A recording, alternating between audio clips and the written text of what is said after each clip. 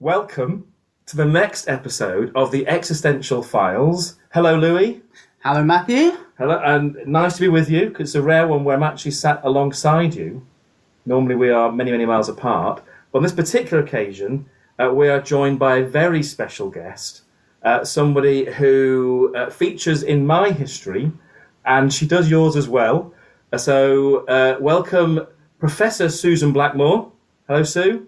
Hello, and thank you for inviting me. Well, we're very, very grateful for you to join us. I'm saying that you feature in my history because you were my external, or one of my external examiners for my PhD, and you were also an external examiner for Louie, but we don't like to talk about that, do we? Because that was I know Louie's PhD journey was a long one, but we recognise painful. And painful and extreme for everybody involved. By the way, which I recognise. It wasn't it wasn't great fun for anybody, really. I think it was quite painful for quite a few people, but Did you get there in the end? I did eventually. It took a while. So it wasn't. Well, so it should. It certainly should. It Hmm? certainly should. Well, congratulations. Thank you. So enough said. So that's the elephant in the room we want to at least acknowledge. So we feature in our academic journeys, and in some ways, in terms of the podcast, so we've kind of sort of rejoined Louie and I in terms of talking about a whole range of things that broadly focus on these kind of existential type questions, what it means to be human, how we live our lives. I'm sort of drawn at it from, in my background in psychology. I know Louie in some ways has kind of moved to different areas. So we could talk about a whole range of topics. And I said, look down your sort of list of research topics, and any of these could feature in terms of what we would focus on the podcast. But the context which your name was first came up in the context of the podcast was in relation to memes. So that's something you've written extensively about. And just before we started recording, you mentioned then some recent discussions about memes in relation to artificial intelligence. So is that something you said you've been speaking about recently? Yes. Sorry, are we recording this now? We are recording. We are on air. We are broadcasting live to our listener. This is as professional as we get, I'm afraid. If that's the question. Because you just said before we start recording, so I thought it wasn't. Okay. We are. No. So. Right. I'm really fascinated by the thought of a third replicator. So the whole idea that started with Richard Dawkins in The Selfish Gene, his idea of memes was this: the first replicator on planet Earth is genes, and that produces all of biology. Once humans, or early humans, pre-humans, started imitating, copying sounds and behaviors and skills and all sorts of things, lighting fires, I don't know what, from one to another, this let loose a second evolutionary process, which he called memes. Well, he said, in each case there's a replicator, the information that is copied with variation and selection, as genes are, and as memes are. They're the habits, skills, stories, words, all of the things we pass from person to person. Now, that idea has kind of sat there for 30 years and not gone very far, with only really me and Dan Dennett really pushing the ideas. And I should mention that Dan Dennett's latest book, From Bacteria to Bark and Back, has got a lot of meme stuff in it. But I'm the only one who goes another step further and says, could there be a third replicator on top of those two? And the point about this would be, if there is another replicator, it's information getting copied with variation and selection, kind of without anyone controlling it. That's what makes it an evolutionary process. And I was looking at digital information in computers and servers and phones and all the places they are now, and thinking, what would have to happen for that to actually count as another replicator in its own right? Not like memes that we're manipulating, but something in its own right. And I thought that, well, it would have to be that those three processes of copying, varying, and selecting would have to be done by the information itself in the machines without humans doing it. Has that stage been reached? My answer is yes. We not only have, if you think about what you've got to have: storage, copying, varying, selecting, massive high safety storage out there. Copying, yes, high fidelity, almost perfect copying of digital information going on all the time out there. Varying, that's only come more recently, that there are programs out there that will take chunks of things and put them together in different ways and, send out different stories, different emails, whatever. But, bots are doing it all the time, pretending to be people and so on. Selection, well, yes. I mean, all the search engines are doing the job of selecting, passing it on to us. Okay, we're still implicated, but all those processes are happening out there.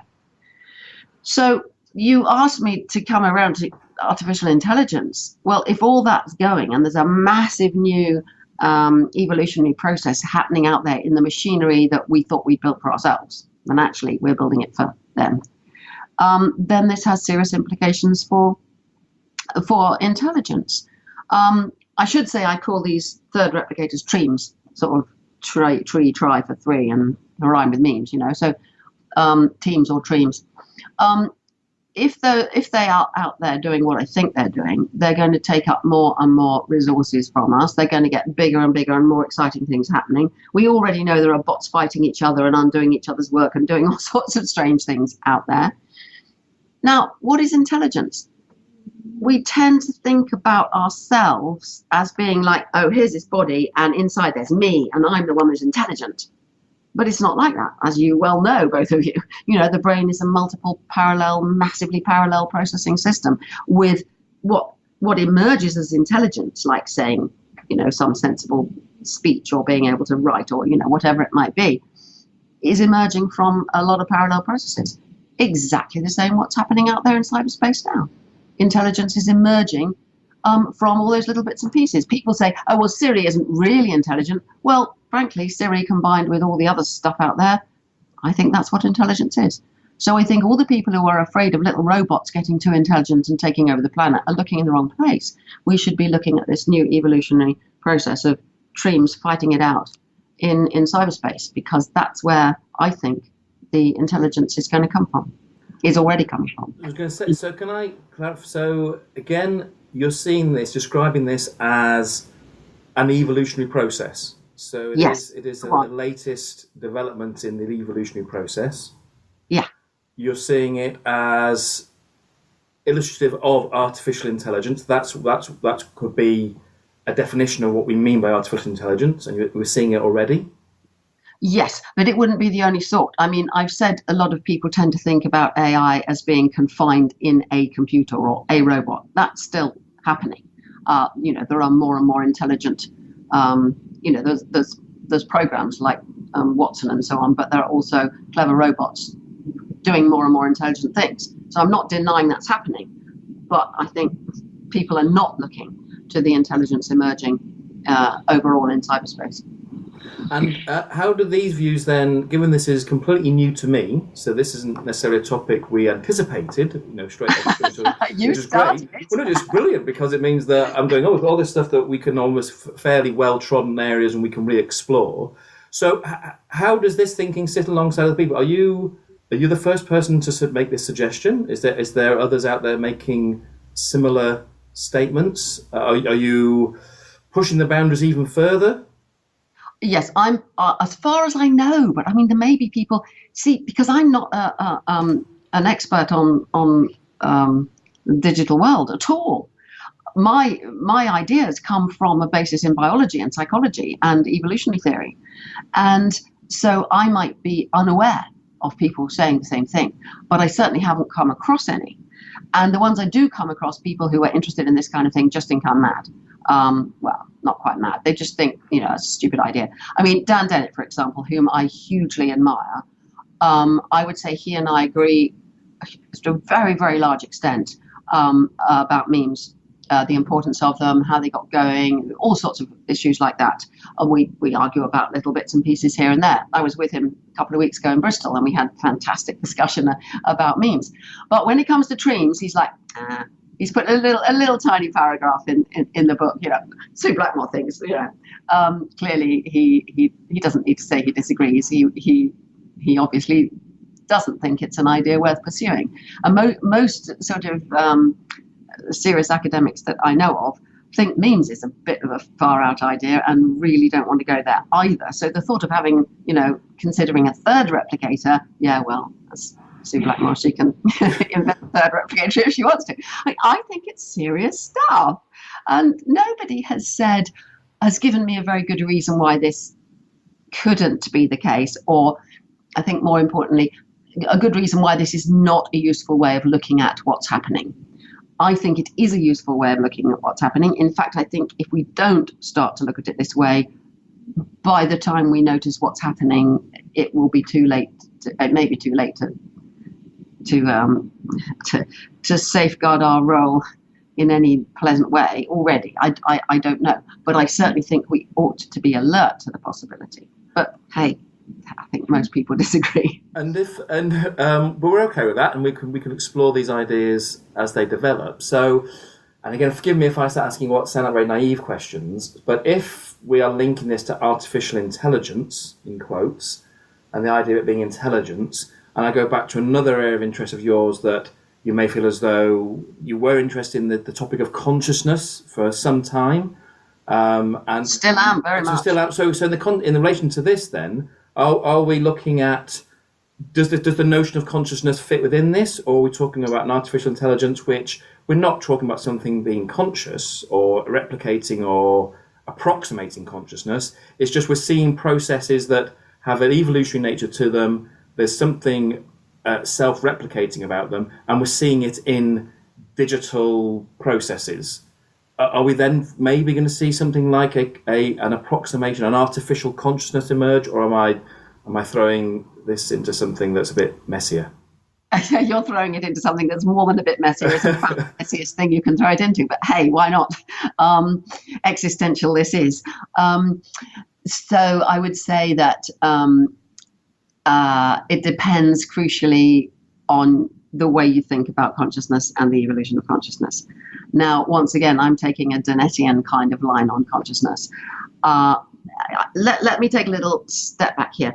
If you look at the whole field of consciousness studies, I think you can say that the biggest divide is between the people who think that consciousness is some kind of added extra, something additional to perception and learning and memory and all of the skills we have. There's also consciousness. We're conscious as well. If you think that, you are going along with Dave Chalmers, with the idea that there's a hard problem, and it really is a hard problem of consciousness, the mismatch between subjective experience and objective brain activity. And you believe in the possibility of zombies that are behave exactly like us, but are all dark inside. That's one side. The other side says, no, that just isn't so. There is not this extra thing called consciousness. Consciousness is a word we apply, and there's various different theories about how you might say this. But if you had any organism that can do, that can see and hear and eat and run and speak and cry and all the stuff that we do, it would necessarily think it was conscious the way we think we are conscious. I would go so far as to say that's an illusion. I would go so far as to say that we're deluded into thinking that.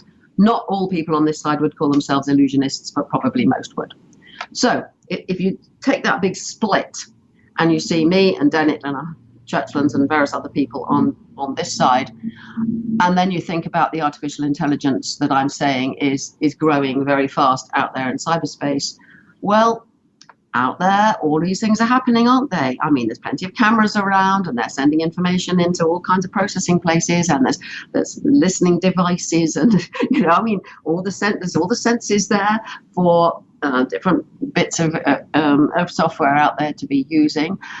There's all kinds of information, massive memory storage, all kinds of, if you look at the information that Google has to choose from when you ask a question, it is absolutely massive.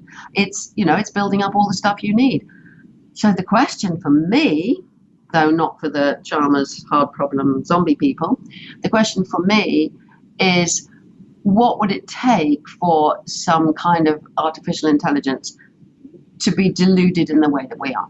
To think of itself as not just being a matter processing in a machine, which is kind of what we are and what it is, rather to think of itself as, oh, there's a me, and I'm inside, and I'm separate from all this, material stuff. I'm sort of spiritual, or at the very least immaterial.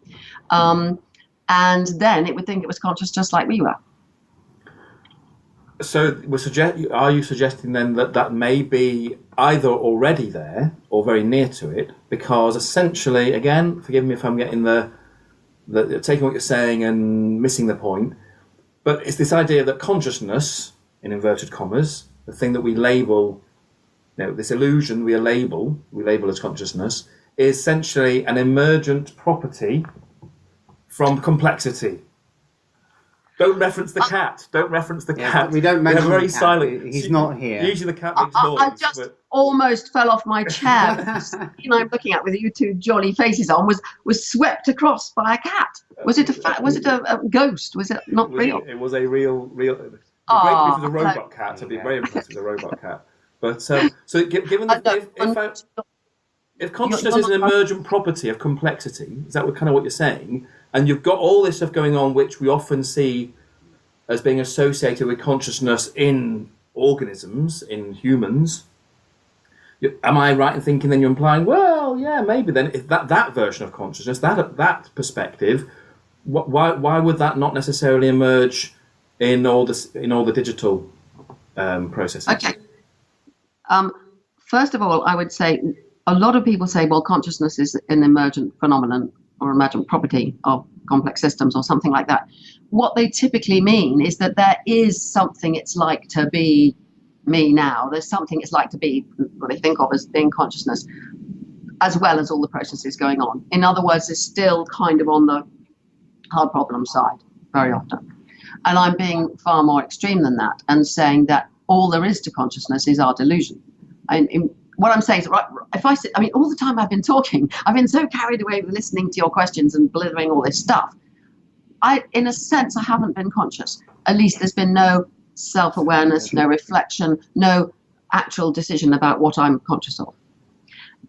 Whereas now I'm thinking about it, thinking, oh, I'm conscious of this, I think that most of the time we go around our lives with multiple parallel processes going on, arms doing this, mouth doing that, legs doing that. It's all happening very efficiently, usually. And there is no answer to the question, what am I conscious of now? This is something I've done a lot of work on, both in meditation and with students and in writing. If you ask the question, what am I conscious of now? You always have the answer yes. Or you say, am I conscious now? Yes. The answer is yes. But when you're not asking the question, I think we will just go off into multiple parallel modes. So that applying the decision we make that I am conscious of something is literally that. It's a decision we make after the fact. It's an attribution we put on afterwards. It's not something intrinsic to being a human being, aside from the fact that we're deluded, which to the possibility of enlightenment and all kinds of other directions. But let's stick with AI for now. Can I ask you then? Can I ask you that? So where is Susan Blackmore inside you? Is there a Susan Blackmore? Well, there's this body and the person that you call it. As far as inside is concerned, sitting here, it seems as if I am looking out from the eyes. But I've done an awful lot of meditation, and that sense is very much less powerful than it used to be. I would say mostly she is whatever's happening, and that's all. And one of the things we talk about in this podcast, we've been talking quite a bit about identity. Consciousness is something that we maybe don't discuss quite that much. But do you feel attached to your previous incarnations? Is your past you? Yeah, isn't that an interesting and difficult question? Yes and no. I do find a very odd thing that has happened in some recent retreats is getting much more of a sense of, oh, here I am. Oh, this is me, without having any idea what I mean by that. And coming along with that seems to be a much easier access to old memories, like when I was a little kid or at any age, really. And there's something fascinating about that. This isn't really problematic in the sense that clearly brains are remembering machines, and they remember in kind of, they're not like tape recorders, but they do remember all this stuff. That makes up identity to a huge extent because it determines what I'm able to talk about, where I'm able to go and find my way around, and all sorts of other things. I meaning in this case, the whole body. is that all there is to feeling that I'm me? No, because I think it's quite possible to, either with certain drugs or in certain states of meditation, to drop all memory, in fact, to drop all thought, and still have a sense of being there. It's then possible to drop the sense that you being there and there still be something, but there's not you there. So, I mean, these are all very tricky questions. And of course, when you get into all that kind of first person discussions about how it feels, then you'll have other people who will argue and say, nah, it's not like that at all. And people who say it's not possible to have experience without an experiencer. And that's one of the arguments I'm interested in. I'm getting out of answering your question properly. No, not at all. And in many ways, because that's what we see as the podcast, it's conversational. It's something where we possibly invite guests in particular and each other to let's explore this as, one human to another, to say this is my current take on it. These are the ideas that I'm developing and thinking about, and it allows us to kind of speculate on these ideas. So, to some extent, or to what extent, do you feel that through meditation, so you describe yourself as a meditator, and something that you've been doing for a number of years and experiences in that way, that some of the approaches, thoughts, ideas have come, at least in part, through experience, through meditation, alongside kind of reasoning it through, alongside other approaches we might take as, in quotes, psychologists, people who like to explore these things intellectually? Is there something about the experience itself anyway that allows us to say, okay, it's now that experience I'm trying to get a handle on, I'm trying to get a sense of? Yes. Is that something that's helped Yes. you? Yes, very much so. I think if I go back 40 years when I started meditating and I was studying the paranormal and stuff, as you well know, I thought of those as being completely separate things. One was my work, that I was doing the experiments or the surveys or whatever I was doing, would be work. And my meditation was one of those sort of hobby things that I did in my own private time. And over my research lifetime, the two have come together more and more, so that I now find that one feeds the other. I did a book called, it was originally called 10 Zen Questions, and then the publishers wanted to change the name of it for the paperback, which is always so annoying. And please forgive me, anyone who's bought both. I didn't mean you to. It's really annoying. But it's now called, the paperback is called Zen and the Art of Consciousness, which is a much nicer title in a way. But the point about that was I'd done a lot of koan practice, asking weird questions in meditation. And in that book, I discuss a little bit the question that you've asked. How can this really play into a science of consciousness? How does that relate to all my thinking? Because, I do loads and loads of thinking. I'll sit of an evening and smoke a joint and sit there and go, I don't understand. What is consciousness anyway? Who am I? What's my, latest existential crisis? What is identity? And, think.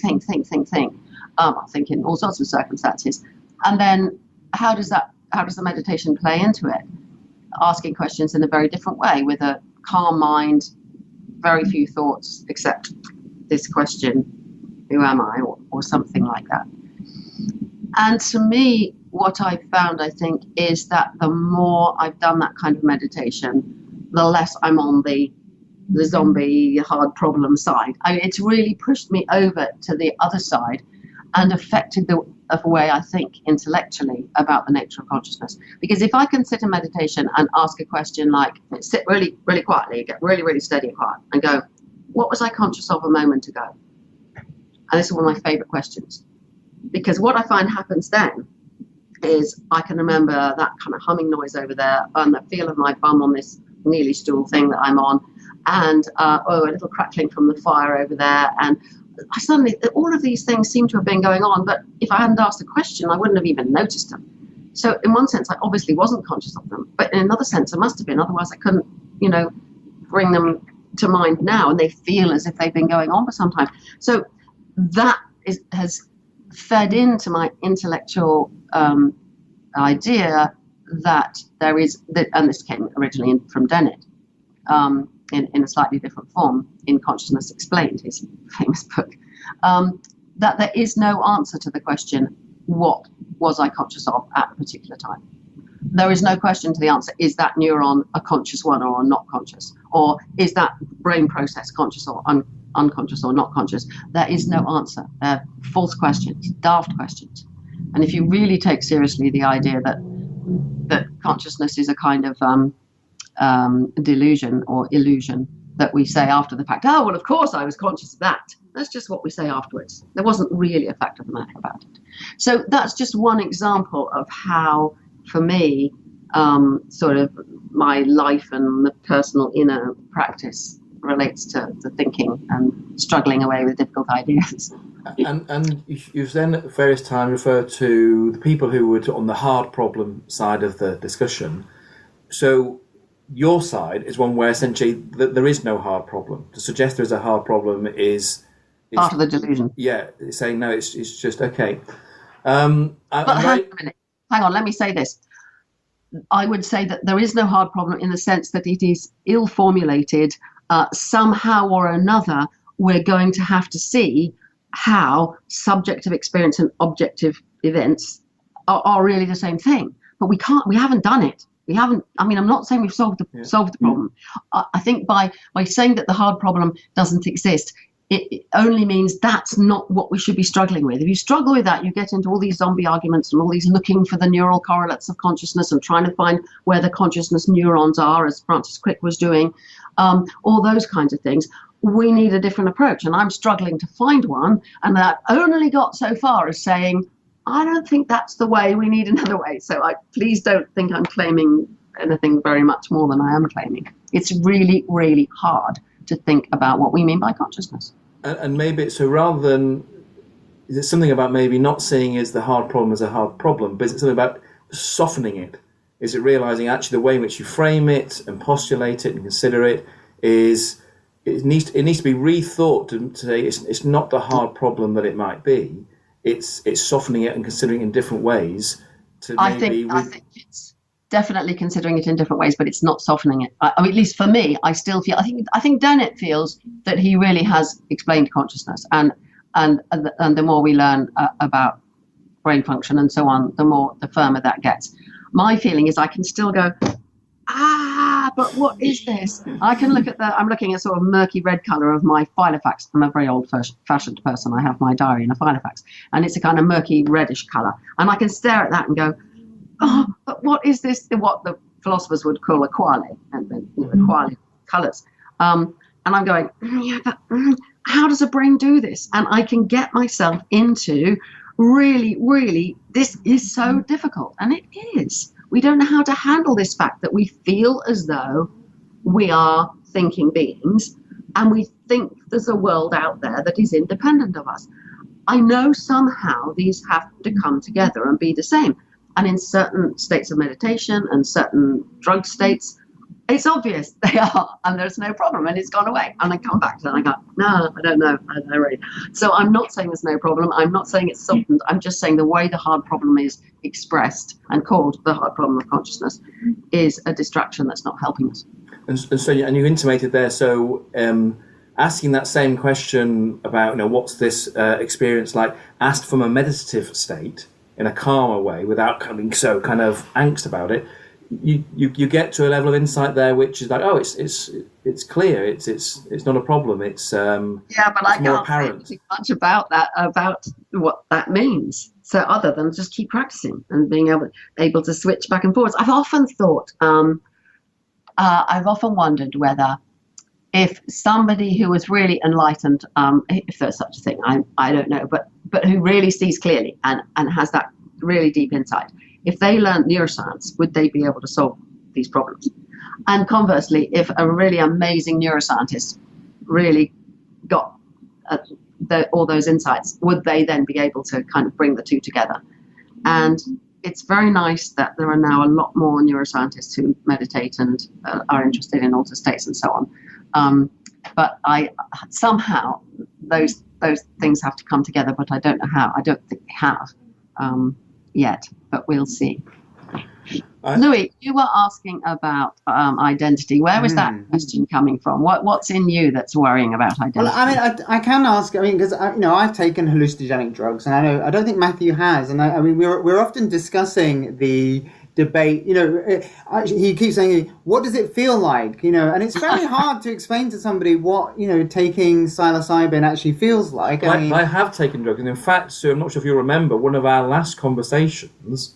I had with you was actually shortly after an experience I had now about 10 years ago, where and it's not something Lou and I really spoke about in any depth, but I was trying to make sense of an experience to the point where, rather than sort of saying, oh well, I know it's a drug-induced experience, whereas the person prior to that experience could say, yes, that was simply a drug interacting with brain chemicals and leading me to have an experience which wasn't reality. I was actually left with some sense of, no, there was a degree of insight from that experience. There was something that was lingering, thinking it allowed me to see things in a different way that felt a clearer, more accurate way, and therefore the everyday experience was delusional. And so yes, I've had experience, but not something as much as you may have had. Well, I was going to ask before you so kindly interrupted, but I mean, as somebody who, I don't have a meditative bone in my body, but I contemplate existence continuously. And what is it? What insight are you getting? Because I'm very curious. I find this curious because I literally think about the nature of the universe almost every second of the day. But I don't know what would that bring me? I've absolutely no idea whatsoever what it would bring you. I have said something about what it brought me in the sense of asking that question, what were you conscious of a moment ago, led me to various insights. I find quite often in meditation, I'll sit and feel that I'm in here looking out, and then kind of just really look, okay, what's in here, what's out there, and realize that the insight, and just not realize in any intellectual way, but it just becomes obvious that there isn't anything other than what's presenting itself at the moment. And then this kind of can give way to a sort of stuff's just arising and falling away. There still seems to be a me there kind of with it. Or it can sometimes go to the point where there's stuff happening, but time and space don't even matter anymore. And there certainly isn't anybody there. Now, is this insight? Is this just the destruction of the brain's capacity to do useful and sensible things and tells us nothing? Or is it actually telling us something about the way we think it gets in the way of the unity? Because the problem is essentially dualism. The problem is this very powerful sense that there's matter and mind, there's physical and non-physical, there's subjective and objective. And in those kinds of meditative experience, that distinction goes away. Now, I think that probably can be classed as an insight. But, if you have had a lot of drug experiences, you probably have the same things that way. And, I wouldn't say, oh, you must go and learn to meditate. Not at all. But you probably would find, if you did, that some of the things that you've experienced through drugs would come by sitting down and spending a very long time staring at a wall or the carpet. I don't know if I want to repeat those experiences, actually. I think they're best left in a cupboard somewhere. Oh, you're growing up, are you? You're not going to get old and bored and give it up. I don't know. And the other question, if we've got time, I guess you were asking about identity. For me, I pretty much deny everything. I don't see a Louie inside me. I see a history that I hold on to, like a life preserver, and I say, Louie, that's you. But I don't really see a Louie. I do look out of I do look out of my eyes, and I do say there is a world. There's fossils and there's a universe. So there is somebody inside here. But he's, as much as he's Louie, that's just I think that just is a kind of existential archive, and I don't think it compels me to carry that on. I think that's one of the things we debate in this podcast. It's not a contract signed in blood to say that in perpetuity I must be Louie, because I think we give up power, existential power if we do give up our ability to be different. That's looking at me rather skeptically, so I don't know if I've gone off there. Absolutely, no. You are reminding us of. He's looking extremely skeptical there and rubbing his forehead in a very ominous way. No, I think I understand what you're saying, and that's a very interesting. It's a kind of letting go, and the way you've described it implies that most of us are really kind of trapped in thinking that I'm this, and I have to keep on being this, and I have to be responsible for all the things that this body has done. In the way you have to take responsibility. But I think there's a big difference, and then we get into free will, and that we'll have to do another talk about that if we want to get into that. But the whole thing about the kind of burden that it can become. And what you're talking about has a rather lighter feel to it. Yes, you remember all this stuff. Yes, you know you've got to be responsible for stuff that this body's done, but you're somehow sounding a little freer from it than most people do. Would that be right? I would say so. I mean, I do describe us as the most powerful thing in the universe. I mean, a black hole can't choose to be somebody different today. Yes. Yes. So, and I'm very sensitive at the time. So, yes, you're touching upon questions about free will. So that's something we'd love to come back to you to talk about. We know you're working on a book on out-of-body experiences, something we'd love to talk to you more about. So let's just say thank you very much for taking this time out of your very busy schedule. We would love to speak to you again within the next few months when your schedule allows, perhaps when the out-of-body experience book is out, and we can talk more about that. Love to. I'd love to. I'm just doing the proofs at the moment, so I'm really, really busy. I've got to get them in 2 days' time. So yes, it should be out in July, and that would be great to talk to you then. Yeah. Brilliant. Lovely. We will look in touch then. Thank you very much, Sue. Thank you very much, Sue. Brilliant. Thank you. Lovely to speak to you. Bye-bye. Bye. Bye.